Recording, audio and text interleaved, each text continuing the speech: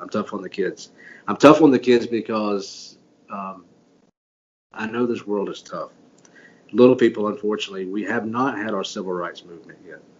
There are many uh, groups out there that have had their civil rights movements, but we are still looked at times, not all the time. It has gotten better. And these shows, the Little People, Big World, Little Couple, these shows have helped out a lot, quite a bit.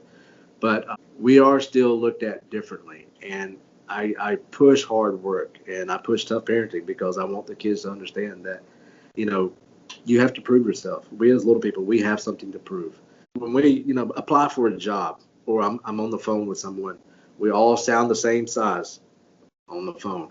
But when we walk through an office door, all that goes out the window. They're now seeing a 4 foot tall man walking in their office, getting ready to sit down and have an interview. So my parenting is pretty tough. What's doing, everybody? I'm Alec Lace. Thank you for watching First Class Fatherhood. Today's guest on the podcast is Trent Johnston. Now, Trent Johnston is only 4 foot 3 inches tall, but he is the dad of a large family. You can watch the 7 Little Johnstons on TLC. They truly are the all-American family. It's a big honor for me to have Trent on the podcast today. Get down there, smack the subscribe button, tap that like, and let's jump into it right now with Trent Johnston on First Class Fatherhood.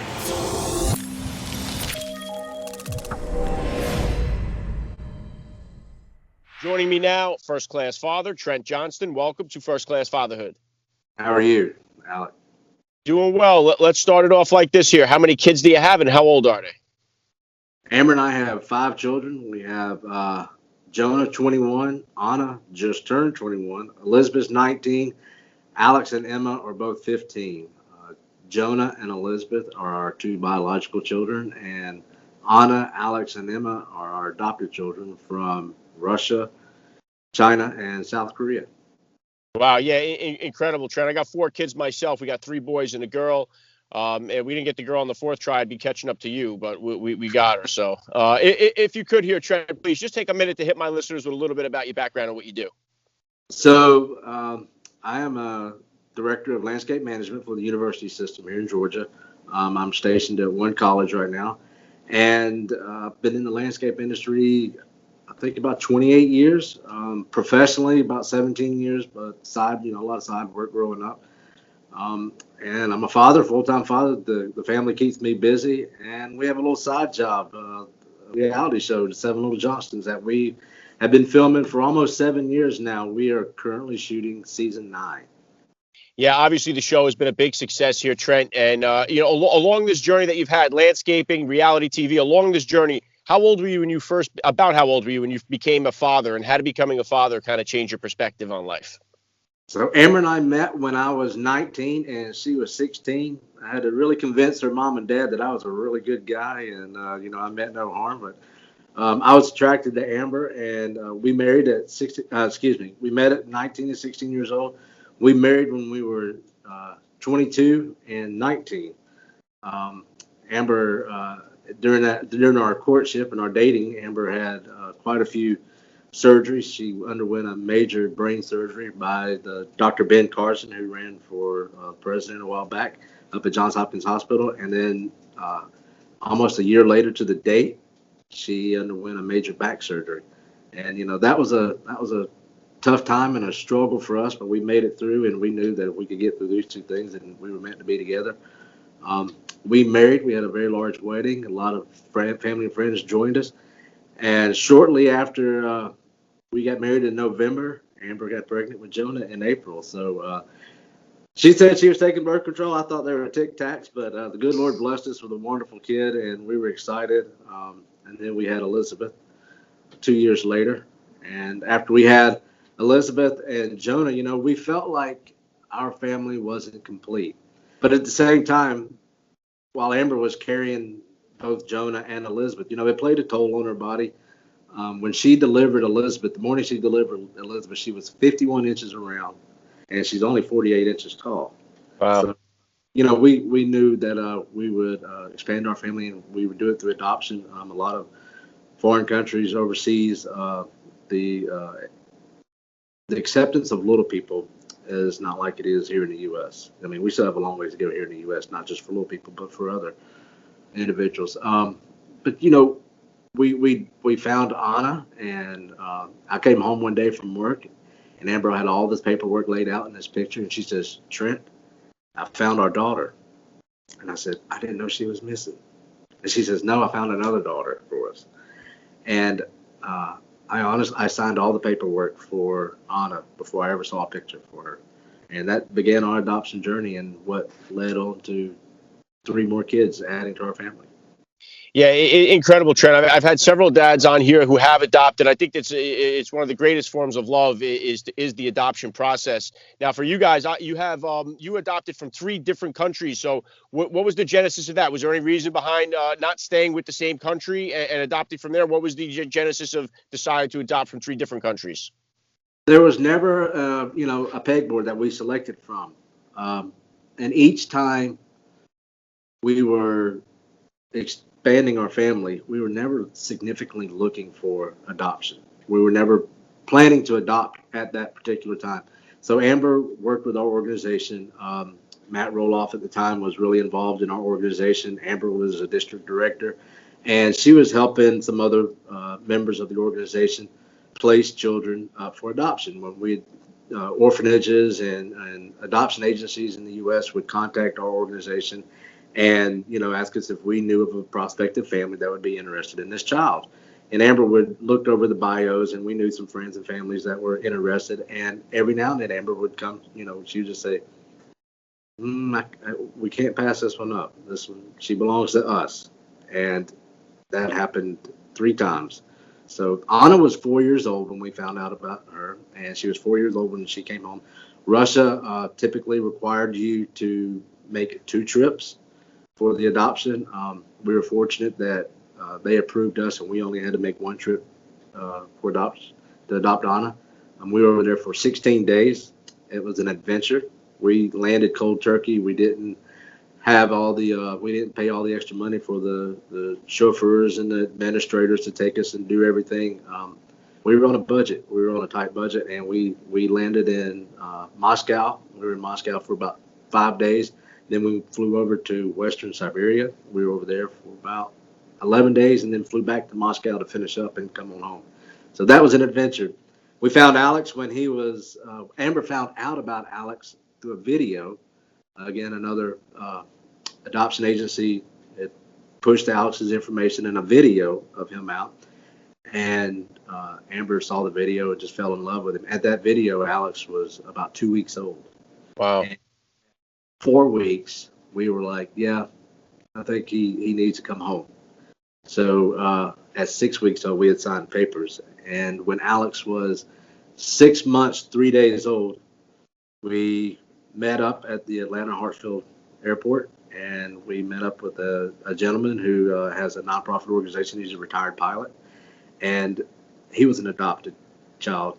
And he flies to foreign countries, and he's the transport agent.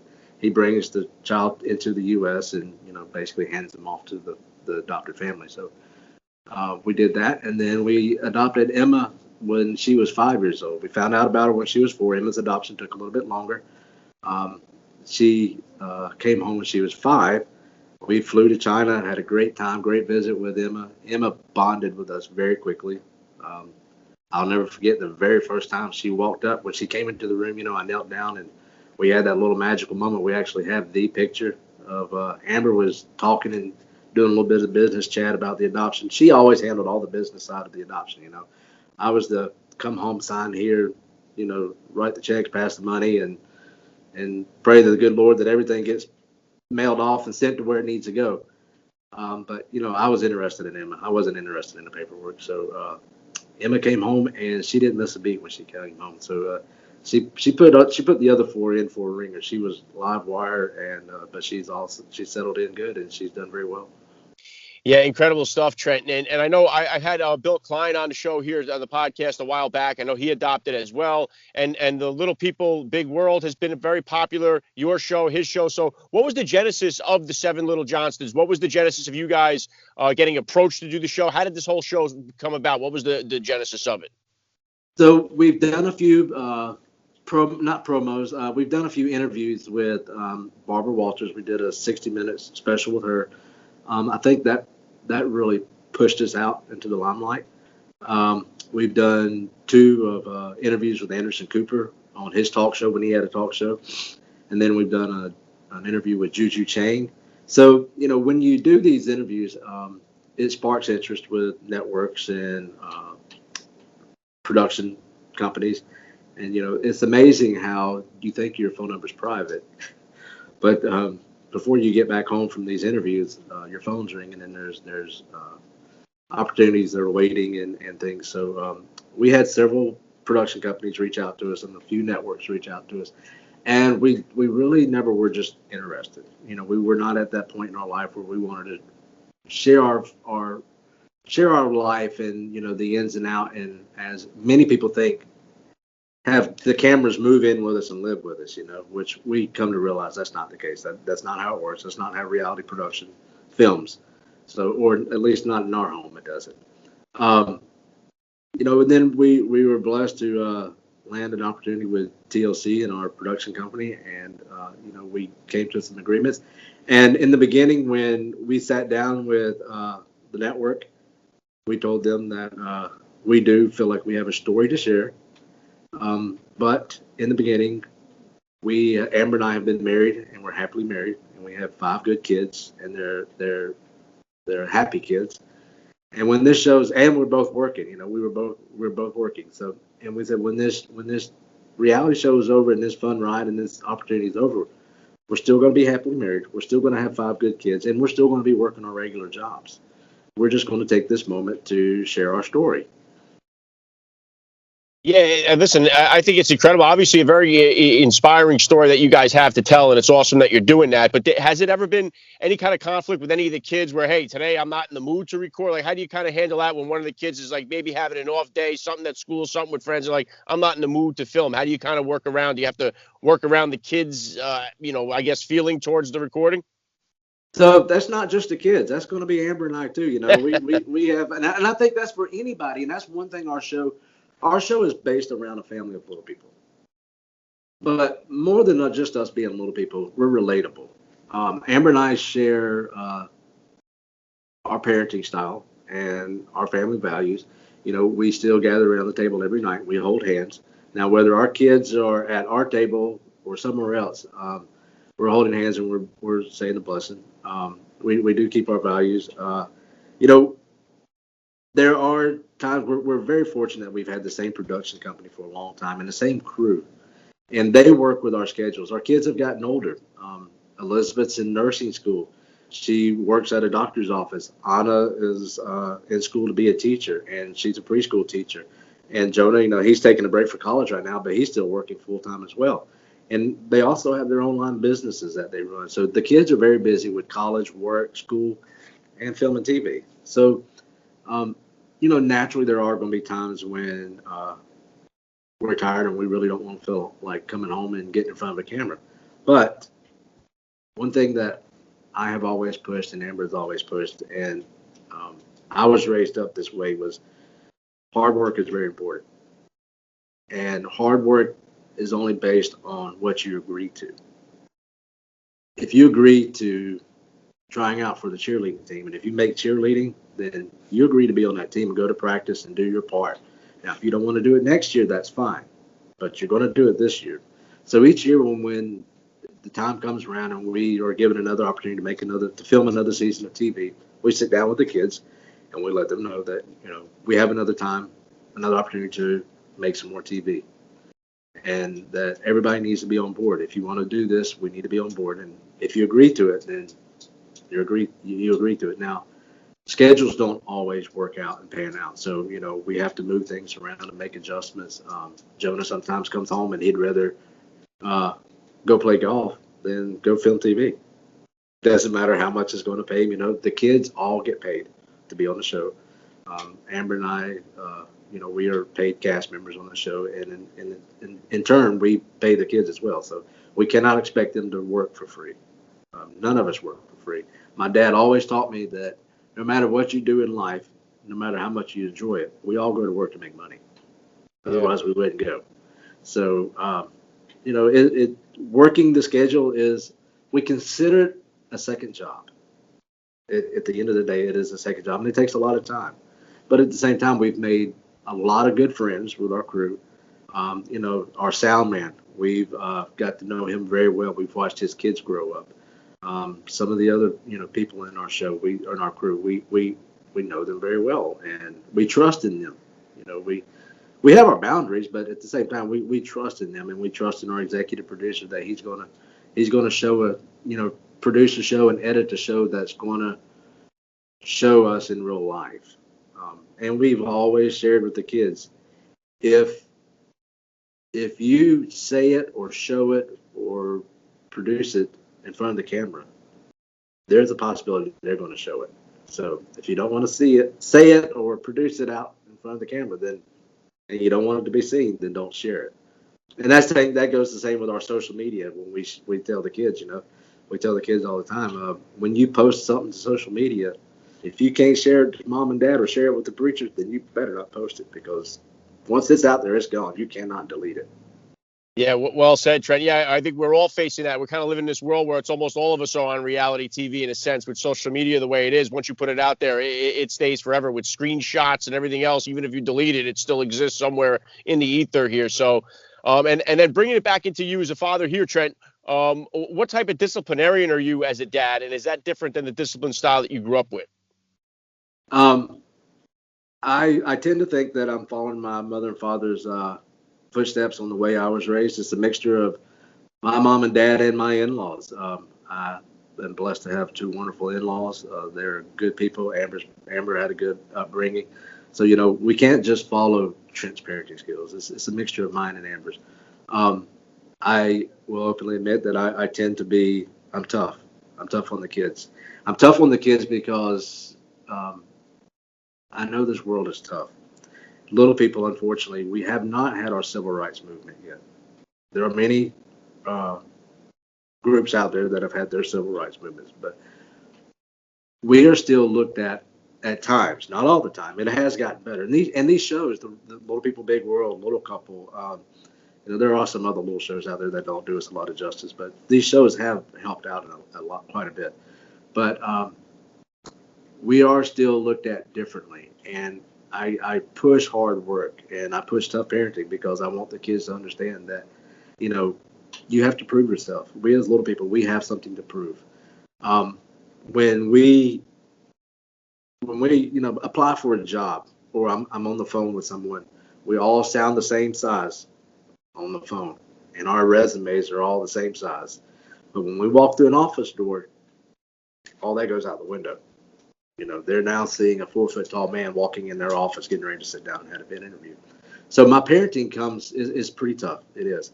I believe in chances, and I believe in talking something out. But we always have raised the kids to use your resources. When they can't figure something out, if they can't turn on a light, I tell them, go back in there and figure it out. Whether you have to get a coat hanger, you have to get a chair, you have to get a stool, figure it out. And this is important to us because we're not always going to be there to help them out. If the kids are spending the night with friends, they're much older now, but when the kids were younger and they were spending the night with a friend or something, they needed to learn how to do things, not depend on others to do things for them. So we've definitely have not been sheltered parents or helicopter parents to our kids. If anything, we may have been a little tougher.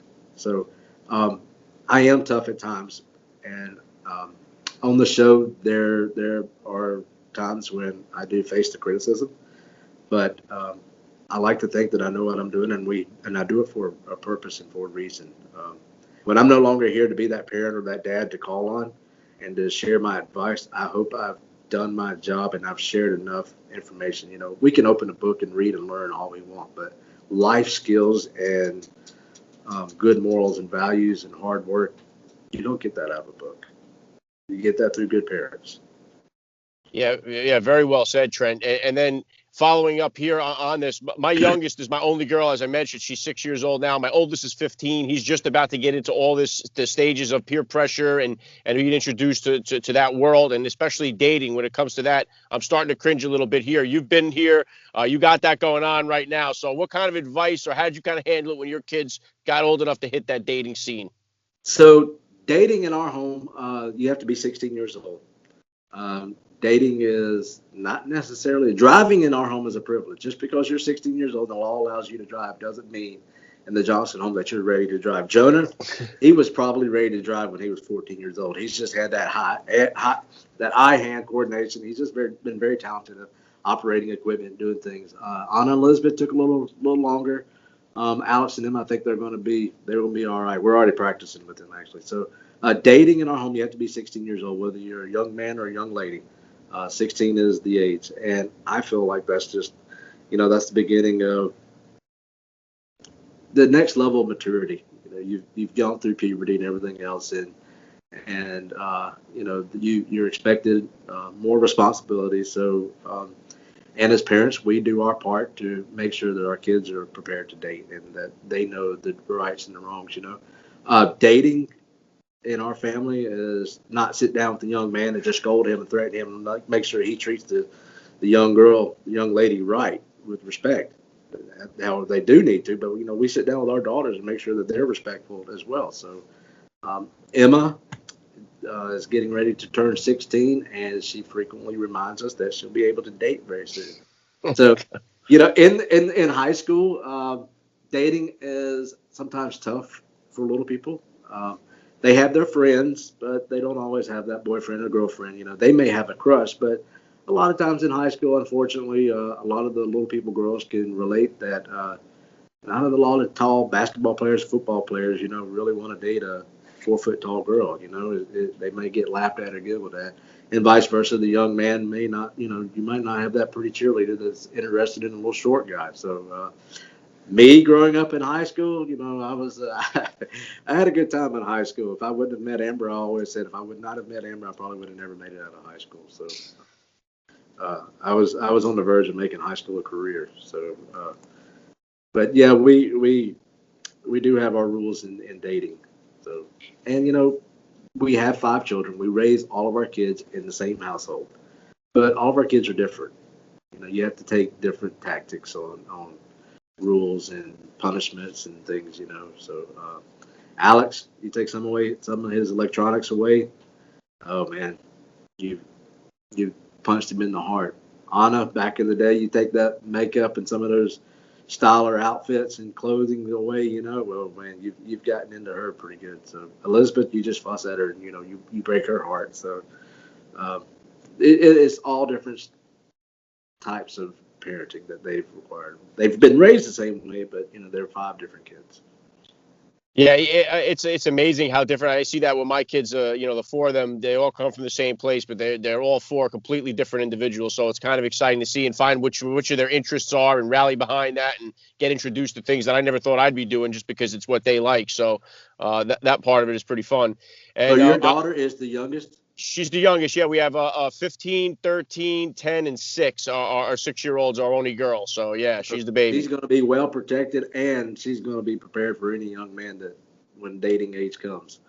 Well, that's the plan. I hope so. And I really do want, I want parents to be impressed when my boys show up to take their girls out on a date. I mean, that's really my goal here is to have the parents feel like, hey, I'm comfortable with my girl going out on a date with this guy. I don't think we're there quite yet, but we're working on it. So our kids, no matter who we are, whether it's me and Amber or you and your family, our kids are a reflection on us, and it's a credit line to us on where they've come from and how they're raised, and when they're away from us, we're always hoping that they're being respectful.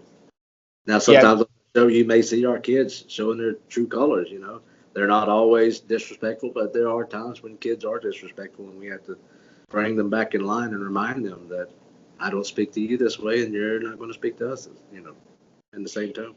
Yeah, and speaking of the show here, Trent, I know you just had the season premiere of the new season of the 7 Little Johnstons. What can we expect here? What's going to be the big highlight of this season that you can give us away here? And do you have any kind of limit on how many more years you guys plan on doing the show?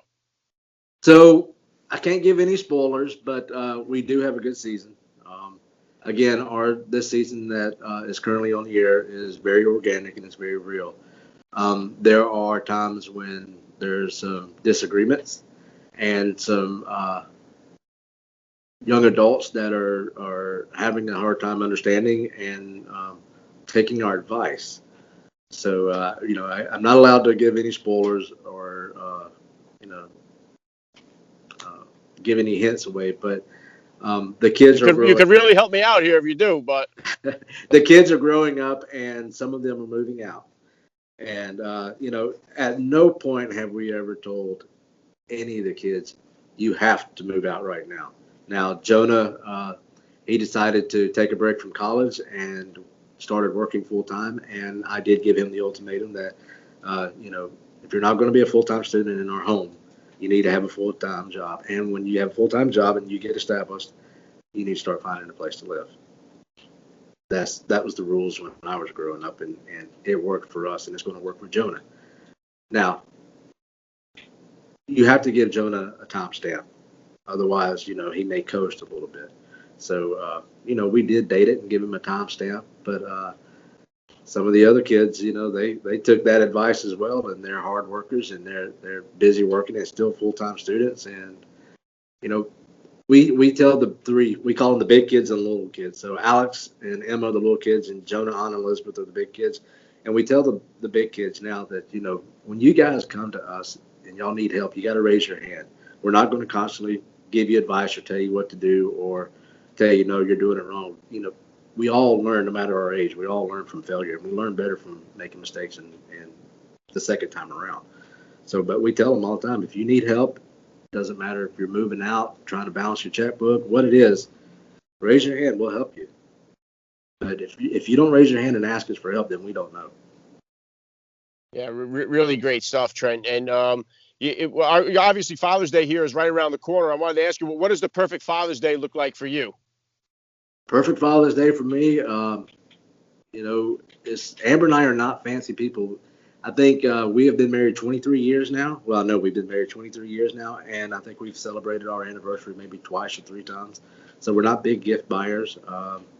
The kids are now the age to where they can help celebrate Mother's Day, and which is is really nice, and they help celebrate Father's Day as well. So Father's Day to me is just a happy and healthy home.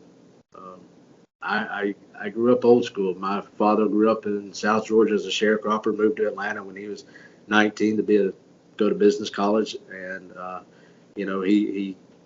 he's raised up with very little needs, and I think I'm not saying I was raised up with very little needs, but family time around the table is important to Amber and I, and to sit around that table and to hear what's going on with the kids and where they're at.